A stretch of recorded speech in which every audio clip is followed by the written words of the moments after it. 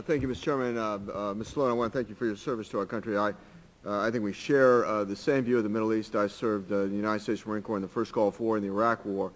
And so I share your view that I don't want America to be dependent on foreign sources of oil, particularly that coming out of the Persian Gulf. We probably differ in the sense that I don't know if you read the Wall Street Journal yesterday. It talked about the increasing cost of getting oil out of Saudi Arabia, Kuwait, and Iraq, that they are running out of their lighter crude and now will have to go to their heavier crude, and that will increase their costs. And I think we've got some great drilling technologies in the United States that are far more environmentally responsible than they've been in the past in terms of getting oil out of this country. So I would differ with you, and I think that we can become more independent here if we want to. But one question I have of you is that on the issue of transportation fuels, which is the subject of today's hearing, what is your view of ethanol? And let me tell you my concerns. And I'm certainly interested in alternative energy. I hope we could use natural gas as a bridge transportation fuel to get to something beyond gasoline in the future. But I think my question is relative to ethanol. I mean, here we're using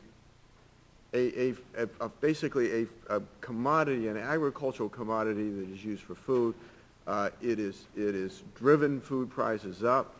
It is even other crops by displacing them because of the extraordinary subsidy to do more corn, to produce more ethanol. And I don't see the environmental benefit of ethanol over oil.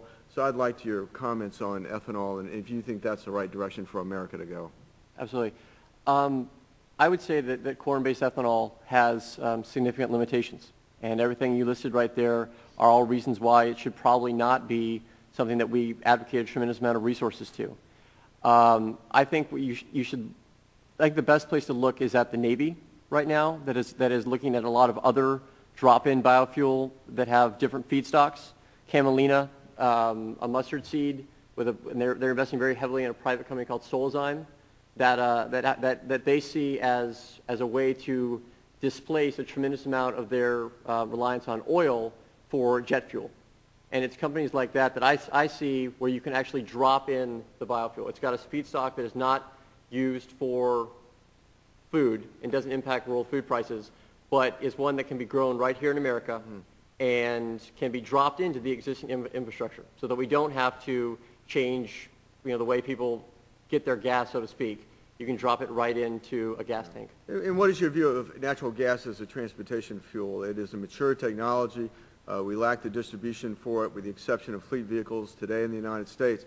But there is a much cleaner burning fuel than gasoline.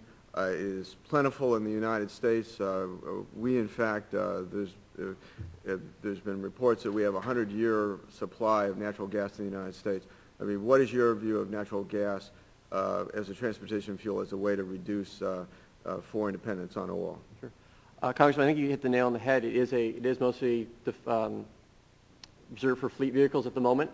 I think with the Marcellus Shale and the Barnett Shale, and if we can make sure that we do not, with gas fracking, if it does not result in increased environmental deterioration of the surrounding countryside, I think it's an excellent bridge fuel. Right. I think it is more located in easier places to get to, and if it turns out, there is some worry that shale gas peaks quite quickly and then depletes very, very fast, and that's a worry. But absolutely, if you can, the problem with it though is you do have to change the existing infrastructure.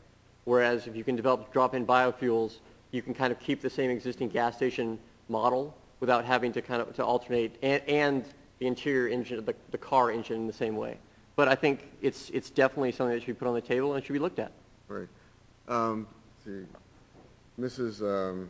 Orselli, a final question, and not much time, but it seems sometimes, I think you mentioned that you use the term elite, and I grew up in a working class neighborhood, and it seems sometimes that rich people hug trees a little bit tighter than poor people.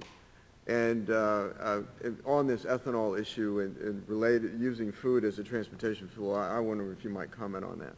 I know ethanol, to use corn, for example, corn prices have gone up.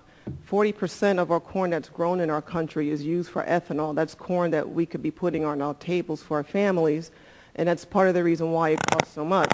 But, you know, I say we should explore all efforts that are going to keep gas prices down. And I don't see how forcing refineries to use ethanol, it's a mandate, so they have to make special blends with ethanol products in order to do what the government wants them to do as far as gasoline. Thank you. And certainly we want to strike an environmental balance. Thank you so much for your testimony.